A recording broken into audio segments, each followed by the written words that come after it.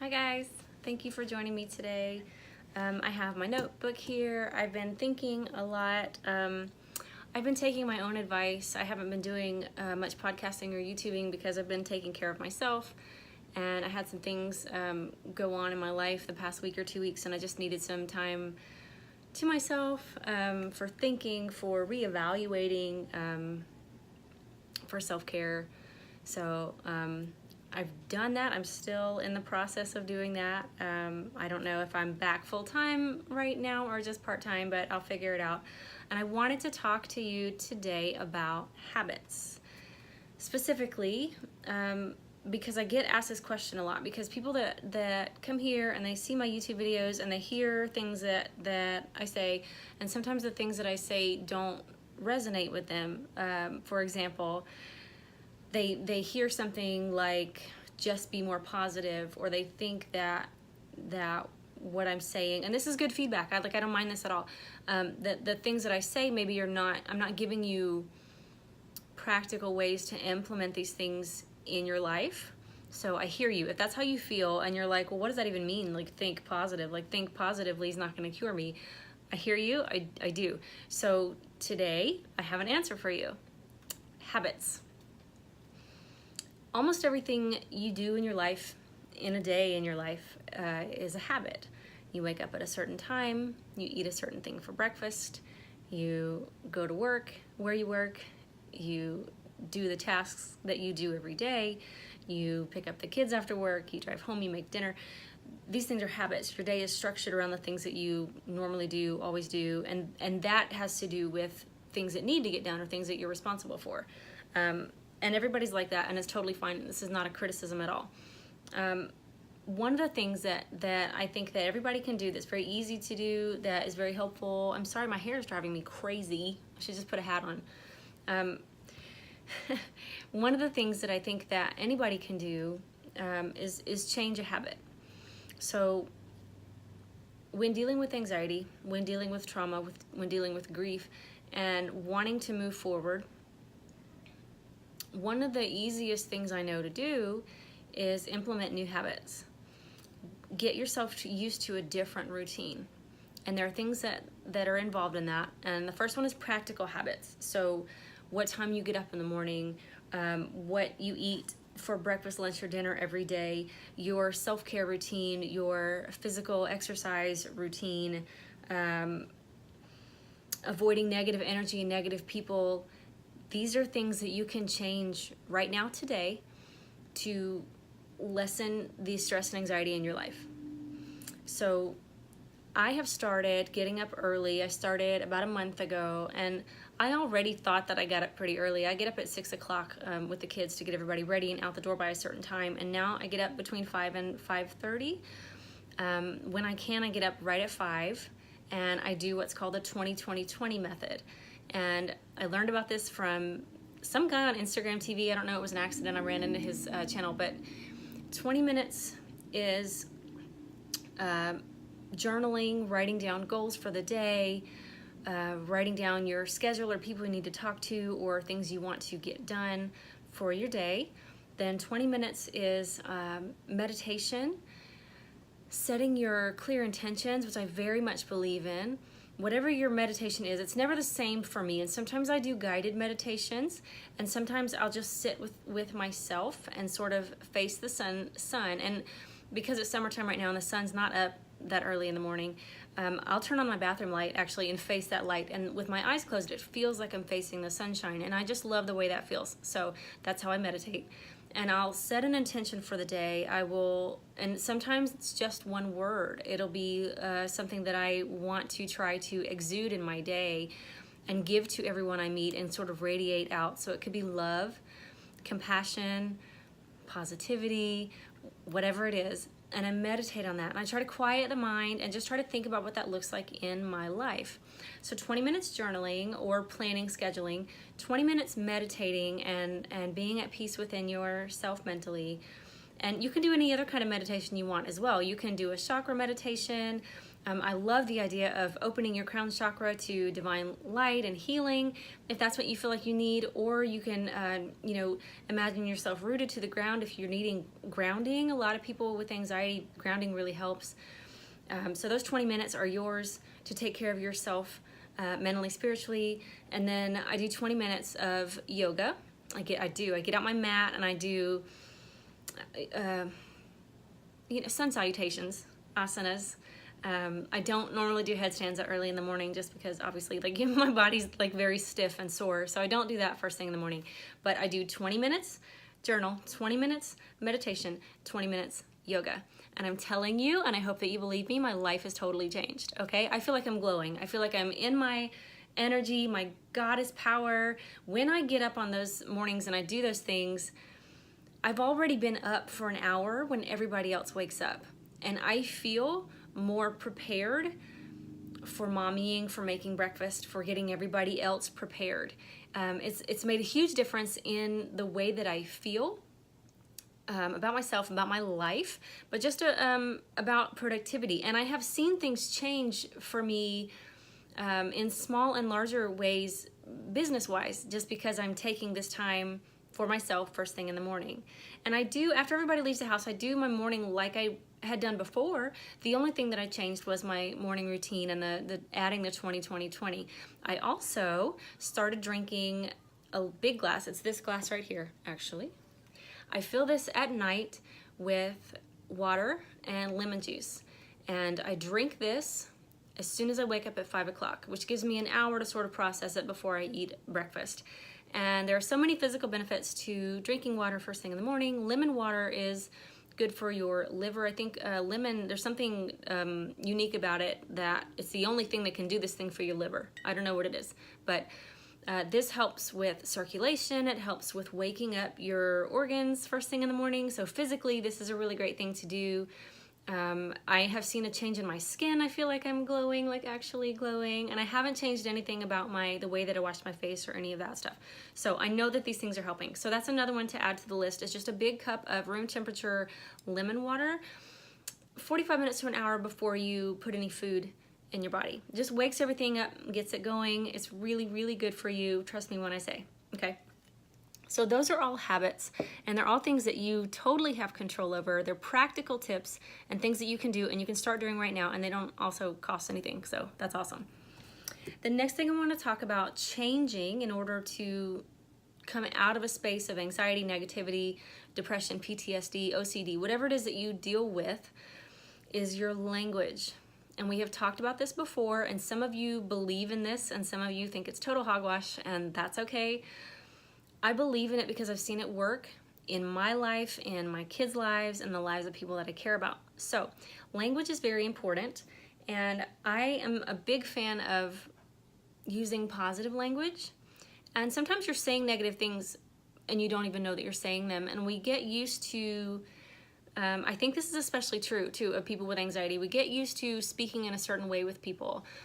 And people will ask, and you think that you're being funny or self-deprecating is humor, but I think that your body listens to that. I think that your mind and your subconscious hear what you're saying, and you're driving that bus, okay?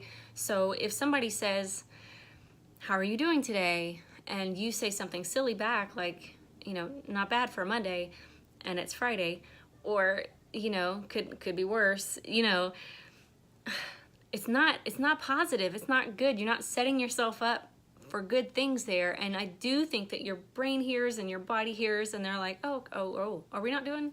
Okay, we're not doing good. Okay, and you can affect your life in ways that you don't realize you're affecting it just by using that language. So I was challenged in this last week to 10 days period because I had, in tarot you would call it a tower moment, but I had a big moment in my life, guys. And I had a choice with that. I could be sad about it, be mad about it, wallow in my feelings about it, focus on all the bad, or I could take what I originally saw as unfair criticism and think about it, ask myself questions about it, and appreciate it, be grateful for it. And I chose that second path. I chose to be grateful. I chose to be joyful. It's difficult. I know that it is. And when something bad happens, we have a tendency, I think, as human beings to want to feel validated in that. So we want other people to look at what we're going through and say, how terrible for you. That must be awful. Your heart must be broken. And I think it's a really, it's not helpful. It's not a helpful space to be in. And I understand wanting to be validated, but here's the thing, you can validate yourself, okay? So what I chose to do instead, and choosing that path of gratitude, comes along with language, because I used affirmations. I still use affirmations. I use them every day. I affirm myself every day. I tell myself that I'm beautiful, that I'm brilliant, that I'm capable, that my work is good, that my work is meaningful, that the world is a better place because I'm in it, because I'm loving in it and creating in it, and because I have good intention, and I send that intention out every morning during my 20-20-20. So I'm just careful with my language, and even in a very challenging time, I'm proud of myself, because the old me would have, I did have a moment of breakdown. I won't say I didn't have a minute. I had a minute where I had to call my friend and say, take me outside, I need some fresh air, I am broken. And I allowed myself to have that, and I have read this from other people who have overcome really, really, what's the word? Just big tragedies. And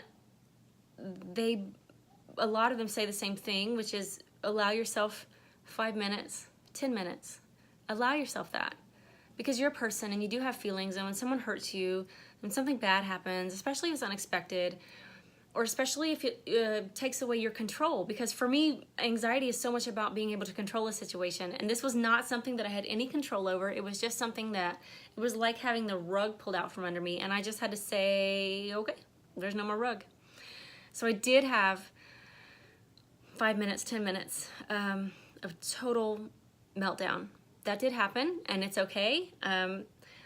The thing is, once those 5 minutes are over, once those 10 minutes are over, you have the choice to wallow in that, to let somebody else's opinion of you define you, to let that moment define you, or to define yourself, okay? And I'll tell you which one I think you should do every time, and that is define for yourself. Define yourself. Choose for yourself, okay? You'll never regret it. I think that you'll always regret wallowing in it and sitting in that negative place, and you'll never regret choosing gratitude, choosing joy, choosing to refocus and recenter and work on the things that you do have control over or some say in, like your business or things that you can do for other people, things like that. So language is important. The way that you think about things is important, and it is a practical way to help with anxiety. Some of you don't think so, but I promise that it is. And if you haven't tried shifting your thought and shifting your language, I encourage you to do that just for 1 week. And tell me how your life changes. Tell me what you see that's different after that week of choosing to be positive, of forcing yourself to go to the gym when you just feel like staying in bed and crying.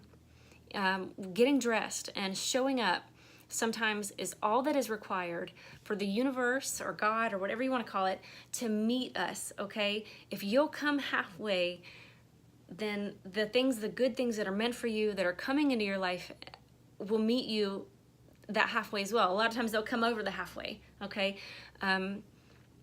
Okay, I'll stop with the metaphysical stuff. Some of you guys are not comfortable with that. I know that. So the last thing I want to talk about is stories, and it's similar to language.